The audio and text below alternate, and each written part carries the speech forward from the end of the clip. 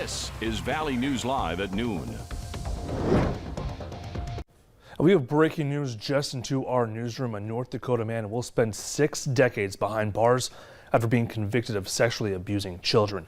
63-year-old Dwayne Gerard Sr. of Carlsbad, North Dakota, was sentenced to serve 60 years in federal prison for 8 counts of sexual exploitation of minors. The judge called Gerard a parent's worst nightmare and one of the worst cases he has seen on the bench. This case was investigated after it was reported that Gerard had been repeatedly sexually abusing 2 children. Law enforcement also found images and videos of the abuse. Several family members provided statements during the sentencing expressing the impact the sexual abuse has had on the children and their families. Authorities are investigating a death after a house fire near Thief River Falls. The Pennington County Sheriff's Department says the fire department was called to a house fire just south of Thief River Falls early this morning. When crews put out the fire, they found a woman's body inside. No other information is being released about the investigation. Well, the snow has passed, but the clear sky is making way for temperatures to drop into the deep freeze. Let's check in with meteorologist Jim Gash with the latest. Jim. Thanks, Bobby. That's right. Those clear skies are helping us get very cold out there. Taking a look here in Fargo, we can see those clear skies, and they are stretching all the way up into Canada, and those temperatures are feeling quite like Canada as well. We're seeing most folks in the Northern Valley in those negatives, while most of those negatives are in the negative teens up in along the border. Roseau sitting at negative 15 degrees, while in the South Lakes country looking pretty pleasant for this time of day, and 9 degrees for folks in Alexandria. But those wind chills, even though the wind isn't blowing all that hard, are still very, very chilly. Langdon sitting at negative 30 degrees, Grand Forks at negative 7. Now, we are seeing not much on the radar at this hour, but again, make sure you're prepared for that cold if you're headed outside, but try not to go outside if you can. So if you are, make sure you dress in layers and plenty of that loose insulating layers, as well as make sure all that exposed skin is covered up, so that can freeze pretty quickly. So Bobby, I'll have more information about when we expect the temperatures to rise coming up in just a few minutes. Yeah, Jim, and it's important today, just like you kind of mentioned, Mother Nature is kind of playing a little trick on us, making it look very clear, very nice, but freezing cold. Oh, yep. Yes. And Jim, we'll talk to you a little bit more a little bit later. Thank you so much. Well, we're expected to learn more today about an armed bank robbery in Bemidji, Minnesota. Police say a man is in jail suspected of the holdup yesterday afternoon at a Wells Fargo branch office. Now, there's no word from police yet on the suspect's identity. However, 43-year-old Jesse Robert Knight was booked into the Beltrami County Jail late last night on felony aggravated robbery. We'll continue to follow this developing story throughout the day. Check for the latest information on your VNL News app. A missing elderly man from Fargo who has dementia has been found safe. Law enforcement sent out Cass Clay alerts overnight about 88-year-old Alfred Von Bank. He had not been in contact with his family since 4 yesterday afternoon. As of 6:15 this morning, Fargo police confirmed that he was located and is safe.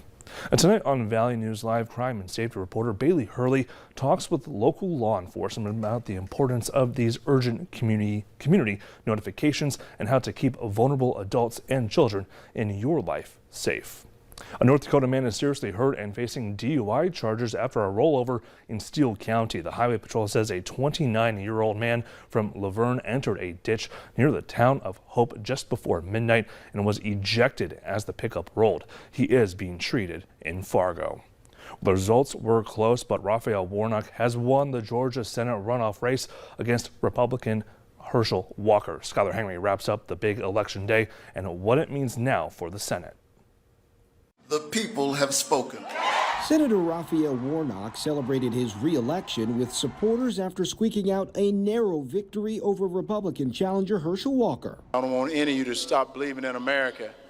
I want you to believe in America and continue to believe in the Constitution and believe in our elected officials most of all. Continue to pray for them. Warnock promised to represent all Georgians when he gets back to Washington. The work that we must do is difficult. The issues are not simple, they're complex. But here's my promise to you, I will walk with you even as I work for you. The race here had undertones of the presidential election, as Walker was former President Trump's hand-picked candidate.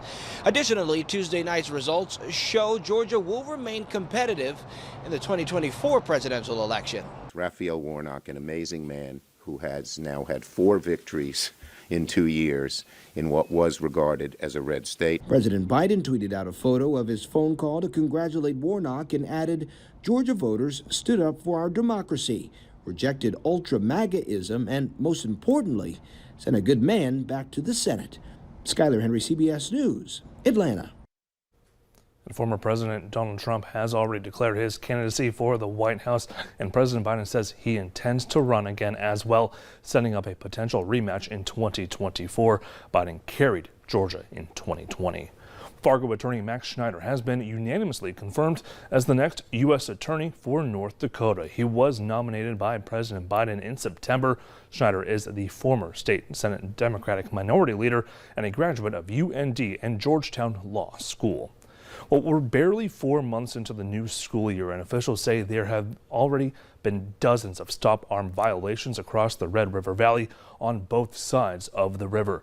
Drivers are seen impatient or distracted. Drivers blow by school buses that are dropping off or picking up kids. In Wyndmere, North Dakota, bus stop arms were extended 6 feet in 2020, and school officials say that ended drivers ignoring the signs. For now, Moorhead school officials tell us the bus company is working on changing to brighter LED lights on all 130 of its bus stop arms. Well, snow means snowmobiles are out, and Grand Forks police want to remind snowmobile drivers to use caution while out on their routes. They are also encouraging the community, if you see a snowmobiler driving recklessly, to call it in right away and use the main number. That's 787-8000. Well, coming up at noon, flu activity is continuing to rise across the country, which in turn is creating a higher demand for antiviral medication. Find out how this medication can help if you are sick with the flu. But next, meteorologist Jim Gash has your weather to plan your day.